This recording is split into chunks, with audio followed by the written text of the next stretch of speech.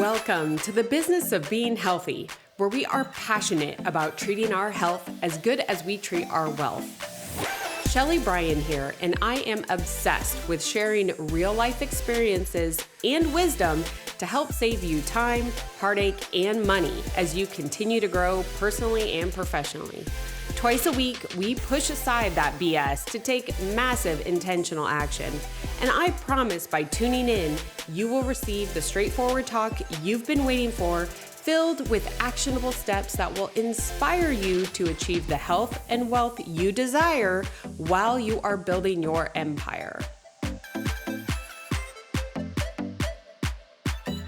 Well, here it is, last episode coming to you of 2023.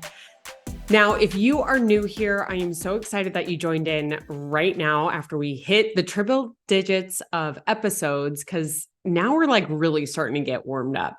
But this show is all about just sharing the past experiences of me as well as my guests in hopes that it helps you now and in the future, saving time, saving money, reaching your goals much faster than we did based upon the tough lessons that we've been through. And today's episode is one that I think is just so timely that I wanted to bring out right here as we are about to cross into the new year, because, it's a lot of like resolutions and goals and all of that. And what I have planned coming in the next few episodes, holy cow, like hold on tight. But there's another portion to setting goals that we often don't talk about. And that's what this episode is today. But before I dive into it, I got to tell you, reading these reviews each week that you guys are leaving absolutely fills my cup. And it just is one of those pay it forward moments. Whenever I hear something, or watch something, I'm leaving a review too, because I know that will help attract that product, customer service to other people just like me. So by leaving a review, you are being that hero for someone else. And I love calling each one out on my Friday episodes. So this one is from Jacqueline A. And she says, Sheley takes her breadth of experiences, the ups and downs she has faced in life, lessons learned, and translates them into digestible and tactical wisdom for her audience, all in a way that is engaging and leaves you coming back twice a week for more. If you are looking for wisdom provided by someone who gets it and has been there herself, you are in the right place. Jacqueline, thank you. Holy cow, what a great review. I really appreciate that. And I just love that you called out like someone who gets it, who's been there. That's the thing about this. Like, these are all things I wish I would have known sooner that just would have made life maybe a little bit easier. So Jacqueline, thank you so much for doing that. I encourage you listening in right now, 2 quick seconds on whichever app you are listening to, tap that 5 stars, leave a couple lines, and you can inspire someone else too. So thank you. All right, now let's dive into the meat of this topic, because like I said, everyone's all about New Year's resolutions, goals, here we go. But there's another important part of setting goals that we need to bring to the forefront. And that's why I'm talking about it right now, because this is, I want you to set those goals. It is incredibly important, but I also want you to be able to figure out what metrics you want to track towards your goals. So being able to recognize trends, you also have to track certain activities, things that you are doing, understand, define what is success, what is not success. And that will help you reach the goals. Because the last thing I want any of you guys to be in is this place, 2024, and nothing has moved. You are in the same spot. Because I will tell you, there are going to be people like that. And the difference, in my opinion, and I'm going to share experiences and examples to help kind of demonstrate this and hope it helps you, is the difference will not be both people will set goals, but the difference will be the successful person that is in a new level or has reached their goals at the end of 24 is they use metrics to be able to recognize trends on whether they were reaching their goals or not.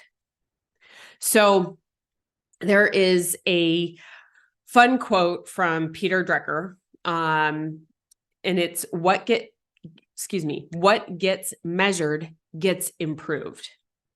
And Peter Drucker, I don't know if you've ever heard of him, definitely Google him, but he was born in 1909. He is an Australian American management consultant, an educator, an author, and he really focused in on leadership, management education, inventive ideas as far as management by objectives, MBOs. Anyone ever heard of those?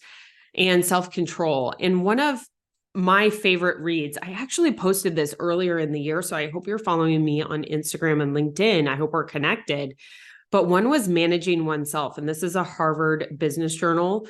It's like a small review, but it is just one of those. It literally takes a fraction of time to read, but man, it will rock you. It will rock you. And it's one that I plan on reading again in 2024.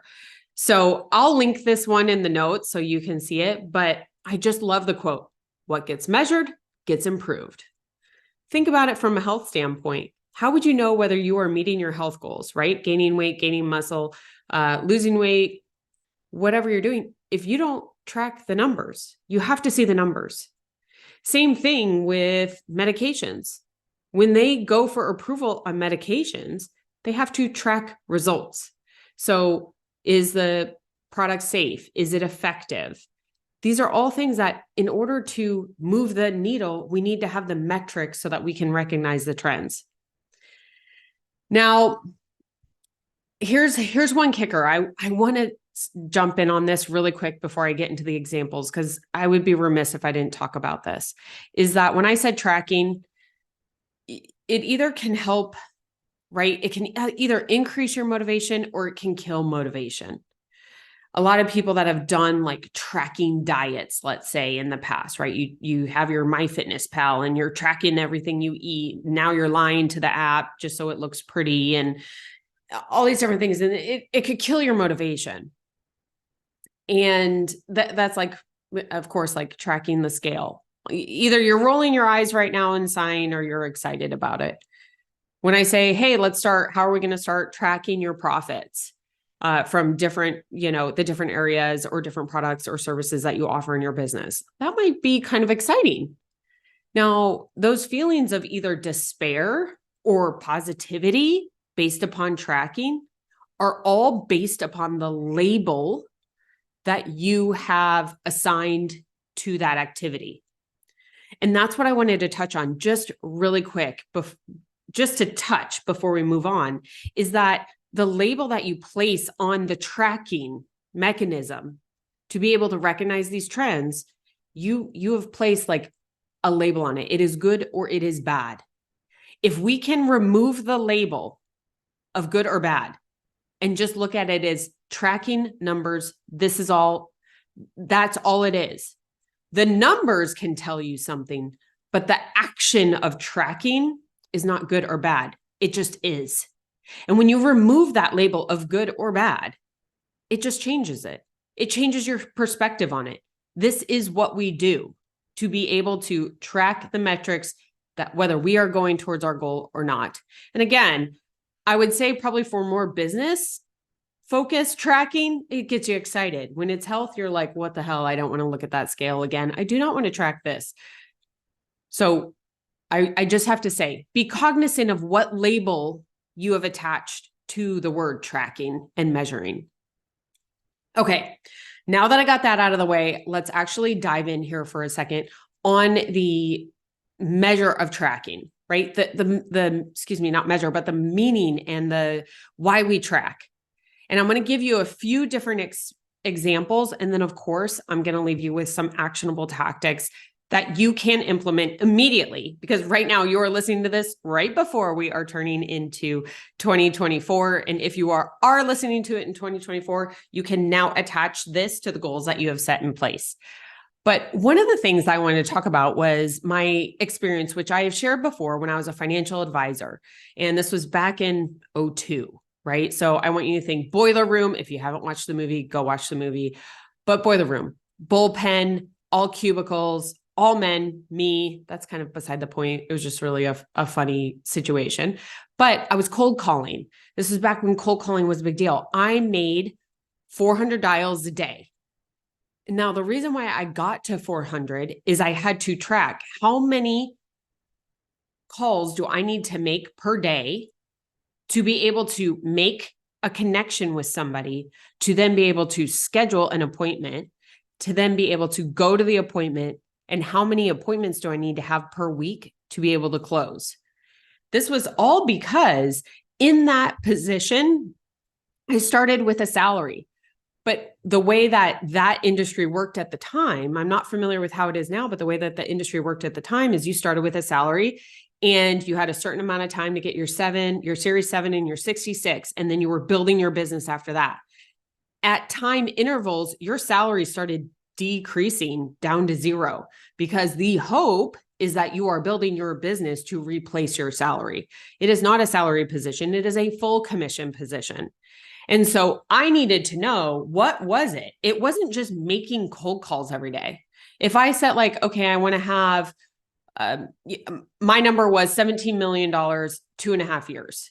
And so if I was like, okay, I want to have $17 million under management in 2.5 years, that's cool. That's a great goal. Well, how are you going to get there? And okay, well, it's cold calling, it's networking groups, it's doing lunch and learns, it's doing all these things. Those are still just tactics. How do we understand which ones are actually driving the results? The only way is if we track it. We have to measure it. We have to be able to recognize the trends. Now, here's another example. I'm going to tie this all together at the end. So you definitely want to stay through. And if you prefer like actually hearing a face, and you can see, I feel like I am not Italian, but I definitely talk with my hands. So you can watch on YouTube as well, if that just helps you kind of resonate with this message a little bit more. But in the pharmaceutical industry, so after I was in the financial industry, I moved on to the pharmaceutical industry.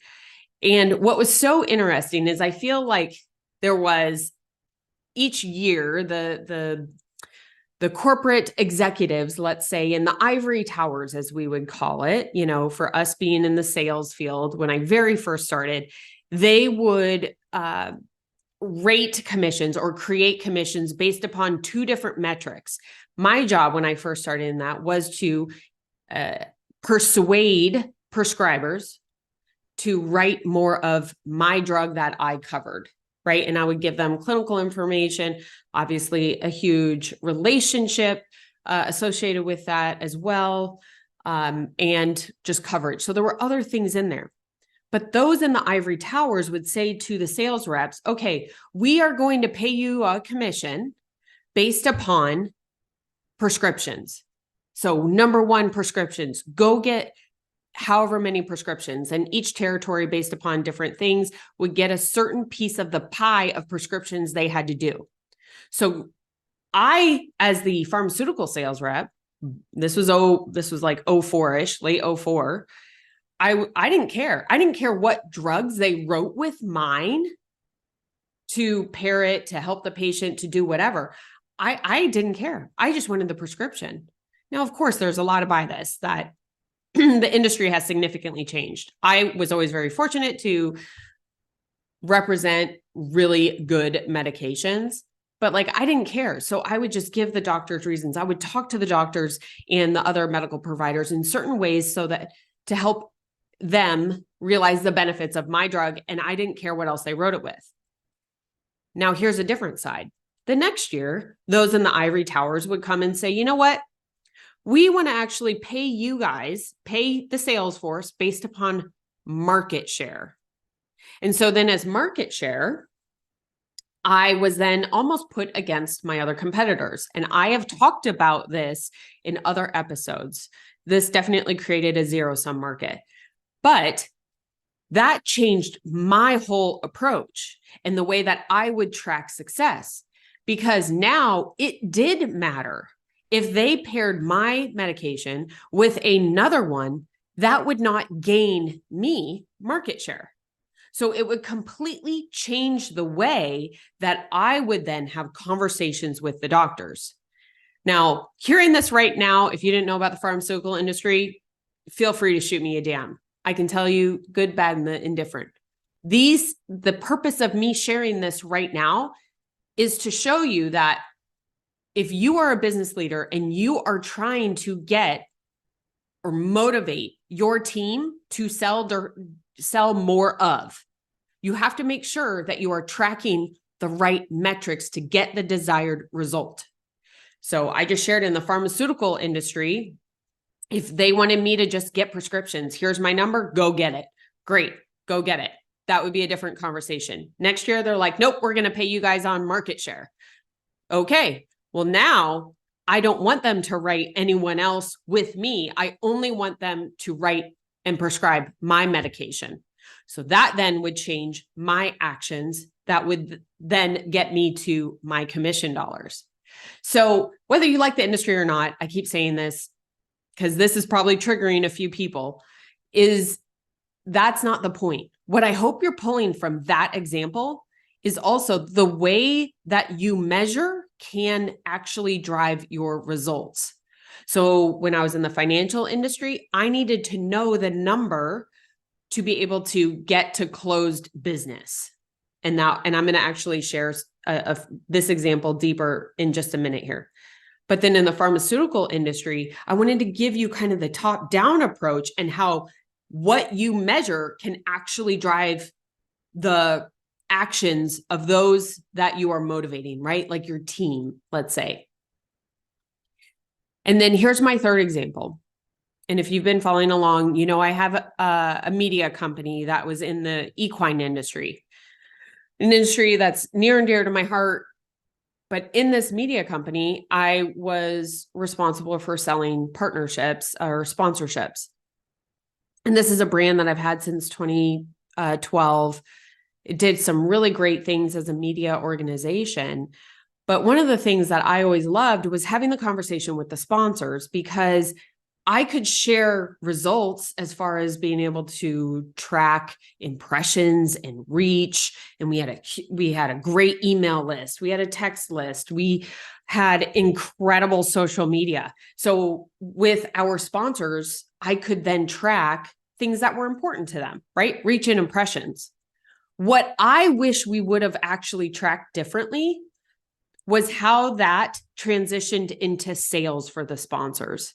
So looking back now, when I do this again, right? Love learning from experiences. When I do this again, I am now with sponsorships. I want to be able to tie that to something that's meaningful for the sponsors, AKA sales, most likely, right? Sales or brand recognition, which would be a little bit harder to measure, but sales are very easy to measure. So next time, I'm actually going to approach this in a much different way to create the metrics that we can not only do reach and impressions, because that's great. And that's what most people go on. But I actually want to partner more with the sponsors to be able to continually track not only reach and impressions, but how those transition into sales based upon their company. So that's just one thing I wanted to share as well, because I just shared 3 very different industries: financial, pharmaceuticals, as well as media. And all of them had different metrics that changed the way that we took actions towards reaching the goals. And so I want to close it out here with saying, right now, I know that you are excited about these huge, audacious goals that you have. And I totally want you to be. Oh, hell yeah, Chris and I have some big goals for our construction company. I have some big goals for this podcast. You leaving the reviews are a big, big help. So thank you. But I am now at the point where what am I going to track that will show me success or not? And here's one thing. I'm going to give you an example of how to do this, how I have done it. Okay. That's all I'm sharing is how I have done it. So I take my goal and I reverse engineer the activities which I am going to implement to get me towards that goal, right? So I need to understand the difference between what is success and what is not. We are past the stage. You know this podcast. We are past the stage of checking the box to like feel good about checking the box. It is about intentional action, which actually drives the desired result. So I want to bring you back to, because I think this is the most relatable as far as like quantifiable metrics. But when I was in a financial advisor, I told you I made 400 dials a day, literally 400 dials religiously every single day. Now, that's great. I tracked those 400 dials, but I also had to track my close ratios. So not only did I track how many dials I made, well, now I want to know of the contacts, how many was I able to close for a meeting? What is that? And then once I get to the meeting, I want to understand how many I close based upon the meetings that I get, the actual physical face-to-face meetings that I have with potential clients. That was an incredibly important metric to measure, because let's say I had 400 dials, I got all the appointments, and I couldn't close business. That tells me that I needed to change my philosophy and the way in which I close the business. So these key indicators all tell you something different. So if you are taking all the actions, doing all the things, but you're not getting the closed business, that's the point that you need to understand that is not working. And only by tracking can you see that hole in your current process. So when I was in the beginning, it's not like my metrics, 400 dials was what I got to. So I started, who wants to make 400 dials? I started at 100. I wasn't getting the metrics. I went to 200, then I went to 300, then 400. 400 is where it leveled out for me, that I knew based upon 400, then I could get to the close rate that I wanted. All the time that I got up to 400, I was increasing my skill of being able to sell and close. So that is a huge part. Is it's not just this like, oh, that's pretty, I'm going to make 10 prospecting calls a day. Like, that's great. Okay, well, how many are you connecting? How good is your list? Okay, of the people that you're connecting with, how many are you actually closing to get a face-to-face or to be able to put a proposal to? Understanding those metrics will get you much deeper towards your goals. And so my hope is that this episode and just me sharing this examples inspires you to think differently about your 2024 goals and decide which metrics to track to hold you accountable towards reaching those goals. And I want to leave you with this before we close out here, is that one of the neatest things about metrics, right, and about tracking is you find the holes in your process. Now, that might sound like, oh, that's a bad thing, Sheley. No, because typically all that is a skill that you either need to learn, that is maybe a person you need to bring into into your process to help fill that hole, or it is a process or system you need to set in place. Finding the hole is the coolest part, because then you can go, okay, what can I do to fix that? And then move right on, continue tracking, and see how successful that becomes. So build those big goals, figure out what you want to be able to track, what metrics you are going to track to help get you there. And I cannot wait to see you this time, 2024, when I am talking to you, you're sending me the messages of all the metrics you're going to put in place. And if this kind of hit home with you and you have a team or you have someone else that would find value in listening to this conversation, because those big goals are great. Now we need to track on how we're going to get there. Please share this with them and help inspire them to do the same thing I know you're going to do. Until next time.